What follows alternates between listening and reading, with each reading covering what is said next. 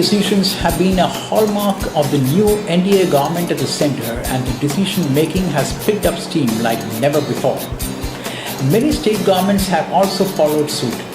Industry followers as well as ordinary citizens may find it hard to keep pace with the decision making in various sectors which will affect their business, their occupation and their lives. We bring you a weekly roundup of all the news on government policies at the center, the states as well as local bodies that appear in the news media, so that you can keep abreast of the various new policies and policy changes and understand its implications and its impact on your daily life. From bharatniti.in, this is MERIDIAN. Hello and welcome. Let's begin with the top government policy news this week. The National Institution for Transforming India, Niti will soon come up with an energy policy to meet the country's growing energy demands, and it has started consultations with concerned ministries at the center to make a blueprint, according to a report in the Indian Express. This was announced by the Ayog's Vice Chairman Arvind Panagarya while addressing a workshop on India Energy Outlook on Monday. The proposed energy policy will focus on an integrated approach in harnessing the potential of power generation through solar, wind, gas and coal to meet the country's energy demand. The country needs to rapidly expand its energy market as a quarter of Indian population is still without electricity. The government is determined to take away subsidies from rich people and use that money to provide clean energy to poor people, according to Ayog's Vice Chairman. Moving to a second policy story in the news this week, the central government on Monday opened up items including bread, mustard oil, groundnut oil, pickles and chutneys, safety matches, wooden furniture and glass bangles for manufacturing by entities other than micro, medium and small enterprises in a bid to encourage investments in the sector and promote economy of scale and technologies. According to a statement issued by the Ministry of Commerce and Industry, on the recommendation of Advisory Committee, government has decided to de-reserve remaining 20 items at present reserved for exclusive manufacture by MSME sector. The items include exercise books and registers, wax candles, laundry soaps, fireworks, agarbattis, glass bangles, steel almirahs, rolling shutters, steel chairs and tables of all types, padlocks, stainless steel utensils and domestic utensils of aluminium, according to a Financial Express report. The third major policy story this week was reported in the Indian Express about the Environment Ministry having approached the Supreme Court to free the process of wildlife clearance for infrastructure projects from the Apex Court's monitoring, citing delays due to the extremely convoluted and time-consuming procedure. The ministry's interlocutory application, signed on April 9, comes 9 months after it was first urged by the Prime Minister's office to approach Supreme Court to allow state and national boards for wildlife to grant clearance because of the huge pendency of infrastructure projects. This move was originally prioritized as an action point at a meeting chaired by Nripendra Mishra, Principal Secretary to the Prime Minister, on July 12, 2014.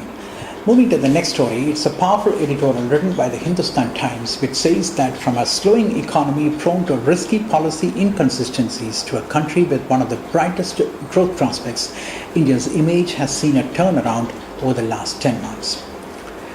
Rating agency Moody's Investor Services last week raised India's credit outlook to positive from stable, saying that the recent policies will result in healthier public finances and push growth, in an apparent endorsement of the Narendra Modi-led government's reformist measures.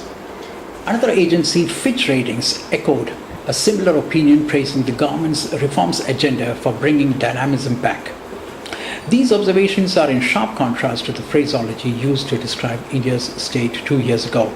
Stalled reforms, policy missteps, mounting deficits, galloping inflation, fractious politics and creaky infrastructure, the rough edges were showing all at the same time, the editorial said.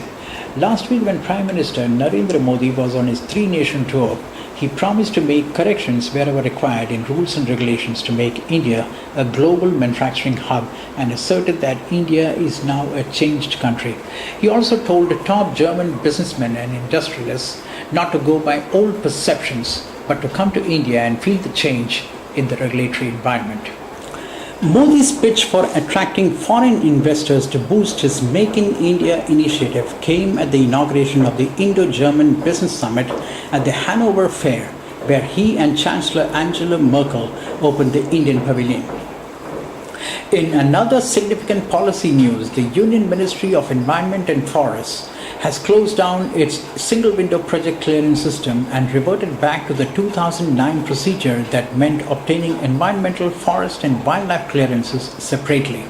This measure can singularly speed up pending projects which have been held up due to environmental activism and in some cases blackmail too. In the next policy story this week, Railway Minister Suresh Prabhu expects to reduce the state-run behemoth's freight rates sharply in the next couple of years to take on competition from the road sector and even undertake disinvestment in some of the ministry's enterprises. The minister said this would be possible as the railways is targeting a 50% rise in revenue within a 5-year time frame, while he anticipates gross expenditure to rise by a far more modest rate of 15%. The minister said the revenues would rise, riding the efficiency of railway-owned enterprises. Those enterprises would shoulder the large responsibility of adding to tracks and rolling stock of the railways from now on. Also reported in the Indian Express this week is the story of the ambitious Smart City project of the NDA government, which is likely to be brought for cabinet approval on April 22. The project, which is close to Prime Minister Narendra Modi's heart, got a go-ahead from the Expenditure Finance Committee EFC last week. To begin with, the Smart City project will include 20 cities and the number would subsequently go up to 100. Every city has been earmarked 100 crore rupees for the project. The project has been at a consultative stage since the NDA government announced it in May 2014. The Tribune reported this week that the central government has shortlisted about a dozen PSUs including IOC, National Fertilizers, MMTC, Hindustan Copper and ITDC for stake sale to achieve the current fiscal disinvestment target of 41,000 crore rupees. The Department of Disinvestment plans to divest 5 to 15% government stake in these state-owned companies and has already floated a draft cabinet note to seek approval for stake sale in certain PSUs, according to the Tribune story. As per the roadmap, 10% stake would be diluted in Engineers India Limited, EIL, NALCO, NMDC and Indian Oil Corporation, IOC. The government is looking at awarding 8,500 kilometers of road development projects in the current financial year, nearly half of which will be executed under the new hybrid annuity model. According to a Financial Express report, the hybrid annuity model was conceived in the last financial year to bring back private participation in highway projects which has dried up in the last few years. Under this model, the government will provide 40% of the project cost to the developers to start work. The remaining investment will be made by the contractor. The National Highways Authority of India will collect toll and refund the amount in installments over a period of 15 to 20 years, cutting down an upfront investment required to be made by the government. India's first smart city is taking shape in Gujarat.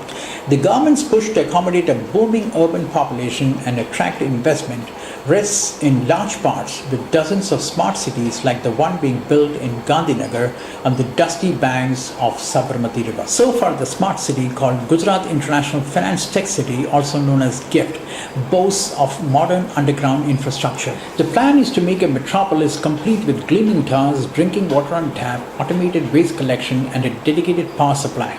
Luxuries to many Indians, according to a report in DNA.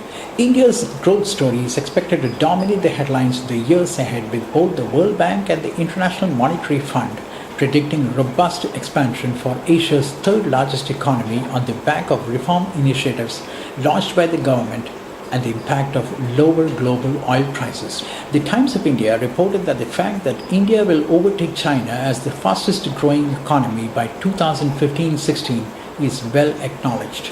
The World Bank, in a report on South Asian economies, said India's economy is expected to accelerate to 8% in 2017-18 after a growth of 7.6% in 2015-16. Growth will benefit from recent policy reforms, a consequent pickup in investment and lower oil prices. To boost the job market, Finance Minister Arun Jaitley should announce measures in the union budget to enable entry of greater workforce into the formal sector and usher in labour reforms, HR experts say. IBN Live news portal reported that in the last year's budget, the government has given an impetus to skill development, while the Make in India campaign has raised expectations pertaining to more measures for the job market growth. The underperforming labour market, with 94% of the workforce being deployed in informal sector with no social security and benefits, presents an opportunity for the government to focus on job creations in this budget. The execution of the Eastern Peripheral Expressway, one of the two crucial projects conceived nearly a decade back for decongesting roads in the national capital, is to be implemented on a fast-track mode by the centre, with the cabinet clearance for the reformated project expected before the end of this month. We are ready with the bids. The orders in 7 packages would be placed as soon as the cabinet approval comes through, a senior official in the Ministry of Road Transport and Highways told the Indian Express. The National Highways Authority of India has been asked to go flat out and ensure that the project is completed in the next 3 years. At a time when Prime Minister Narendra Modi is busy drumming up support for his high-decibel Make in India campaign, Maharashtra Chief Minister Devendra Fadnavis has quietly initiated talks with Swedish defence company Saab Group to set up a production unit in his state. And with that, we come to the end of this week's news coverage of various government policies appearing in newspapers, news magazines, news portals and TV channels. We would love to know what you think about this program. You can always reach us at our email ID editor@bharatniti.in. And thanks for watching.